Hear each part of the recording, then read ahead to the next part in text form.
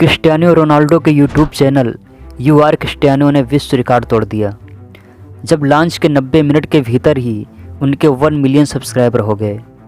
Ronaldo YouTube के इतिहास में सबसे तेज़ 10 लाख सब्सक्राइबर पूरे करने वाले सेलिब्रिटी बन गए हैं।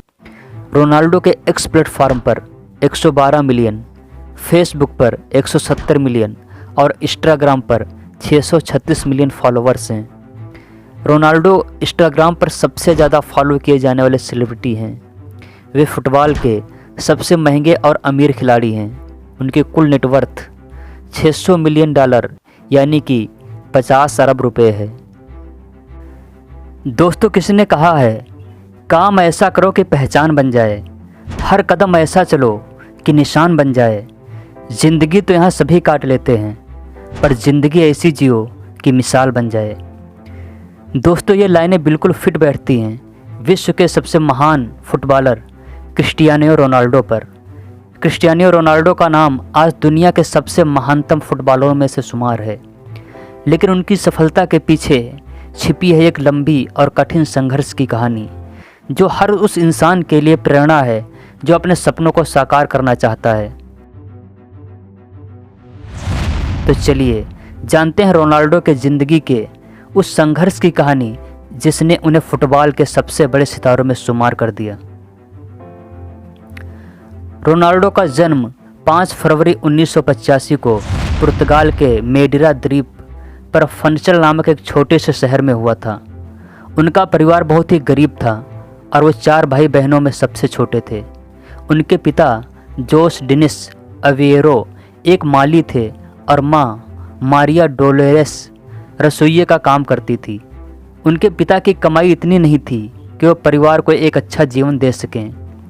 गरीबी में पले बढ़े रोनाल्डो ने बचपन में कई बार भूख और कठिनाइयों का सामना किया, लेकिन उनके भीतर फुटबॉल के प्रति जुनून हमेशा जीवित रहा। रोनाल्डो का प्यार फुटबॉल के प्रति इतना गहरा था कि वे अपने घर के आसपास स्थित गलियों में दिन रात फुटबॉल खेलते रहते थे। उन्हें इस खेल में इतनी लगन थी कि वो कई बार स्कूल भी छोड़ देते थे। हालांकि रोनाल्डो को पढ़ाई में इतने ज़्यादा रुचि नहीं थी, लेकिन फुटबॉल के प्रति उनकी प्रतिबद्धता ने उनके परिवार को प्रभावित किया। उन्होंने अपनी मां से कहा था कि एक दिन वह दुनिया के सबसे अच्छे फुटबॉलर बनेंगे। 12 साल की उम्र में रोनाल्डो ने अपनी ज़िंदगी की सबसे बड़ी चुनौती का सामना किया जब वे स्पोर्टिंग लिस्बन की युवा अकादमी में शामिल हुए। तब डॉक्टरों ने पाया कि उनके दिल की धड़कन सामान्य से बहुत तेज़ थी। यह स्थिति इतनी गंभीर थी कि इससे उनकी फुटबॉल खेलने की क्षमता पर सवाल खड़े हो गए। डॉक्टरों ने सलाह दी कि अगर इनका तुरंत इलाज नहीं हुआ तो रोनाल्डो का अपना फुटबॉल करियर छोड़ना पड़ सकता है। इस चुनौतीपूर्ण समय में रोनाल्डो और उनके परिवार ने हार नहीं मानी। उन्होंने अपनी मां के साथ मिलकर दिल की सर्जरी करवाई और वो सफल रही। इसके बाद रोनाल्डो ने अपनी मेहनत की और अपने शारीरिक फिटनेस पर ध्यान दिया। उनका यह संकल्प ही था कि उन्हें आगे बढ़ने की ताकत मिली।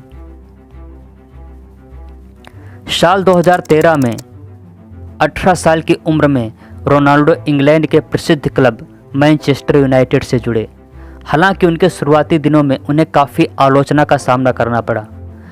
रोनाल्डो के खेलने की शैली को कई लोगों ने बहुत दिखावे वाली और ओवर कॉन्फिडेंस बताया। उनकी कमजोरियों पर मीडिया ने कई बार सवाल खड़े किए, लेकिन रोनाल्डो ने अपने आलोचकों को सवाल जवाब देने का एक ही तरीका चुना और वह था मैदान पर मेहनत।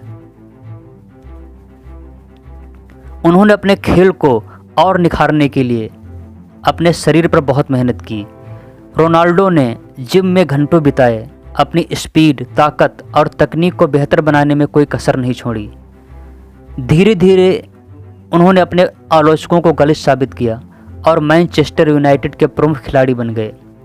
2008 में उन्होंने अपनी टीम को चैंपियनशिप लीग जिताने में महत्वपूर्ण भूमिका निभाई और उसी साल उन्हें FIFA world player of the year और बैलन डी ओर से सम्मानित किया गया।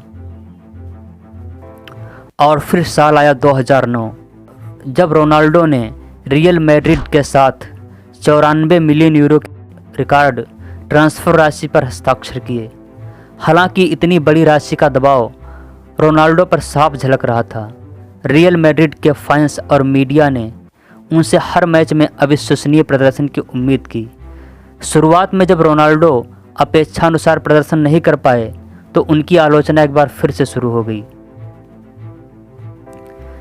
लेकिन रोनाल्डो ने हार नहीं मानी। उन्होंने अपने आप को साबित करने के लिए खुद से एक वादा किया कि वह दुनिया के सबसे बेहतरीन फुटबॉलर बनेंगे। और अगले 9 सालों में रोनाल्डो ने रियल मैड्रिड के लिए 450 से अधिक गोल किए और टीम को 4 बार चैंपियंस लीग दिलाई। वह क्लब के इतिहास में सबसे ज़्यादा गोल करने वाले खिलाड़ी बन गए और कई बार बैलन डी ओर और फीफा बेस्ट प्लेयर का खिताब भी जीता। रोनाल्डो के लिए राष्ट्रीय टीम में संघर्ष आसान नहीं था। 2004 के यूरो फाइनल में पुर्तगाल को हार का सामना करना पड़ा और उस समय रोनाल्डो ही सिर्फ एक युवा खिलाड़ी थे। इसके बाद भी उन्हें कई बार टूर्नामेंट में हार का सामना करना पड़ा, लेकिन 2016 में उनकी मेहनत रंग लाई जब उन्होंने पुर्तगाल को पहली बार यूरोपीय चैंपियनशिप का खिताब दिलाया। यह उनकी दृढ़ता और कभी न हार मानने की भावना का सबसे बड़ा उदाहरण है। रोनाल्डो की कहानी उन सभी के लिए एक संदेश है जो अपने सपनों को पूरा करना चाहते हैं। उन्होंने अपने जीवन में जितनी भी कठिनाइयां देखी, उनका मुकाबला हिम्मत और मेहनत से किया। रोनाल्डो के अनुसार कभी हार मत मानो, सपने ज़रूर देखो, लेकिन उन सपनों को पूरा करने के लिए मेहनत करना भी ज़रूरी है। तो दोस्तों, क्रिस्टियानो रोनाल्डो के संघर्ष की कहानी हमें सिखाती है कि मुश्किलें हर किसी की ज़िंदगी में आती हैं, लेकिन जो इंसान उनसे हार मानने की बजाय उनसे लड़ता है वही असली विजेता बनता है। उनका जीवन एक जीवंत उदाहरण है कि अगर आप में जुनून, समर्पण और मेहनत करने की क्षमता है तो आप किसी भी चुनौती का सामना कर सकते हैं और अपने सपनों को साकार कर सकते हैं। रोनाल्डो के बारे में ये बात जानकर आप रोनाल्डो के बड़े फ़ैन हो जाएंगे। मौजूदा समय में खिलाड़ियों के शरीर पर टैटू नज़र आना आम बात है।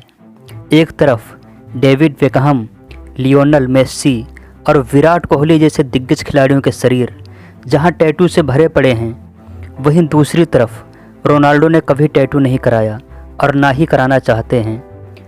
रोनाल्डो टैटू इसीलिए नहीं कराते हैं क्योंकि वो लगातार ब्लड डोनेट करते रहते हैं।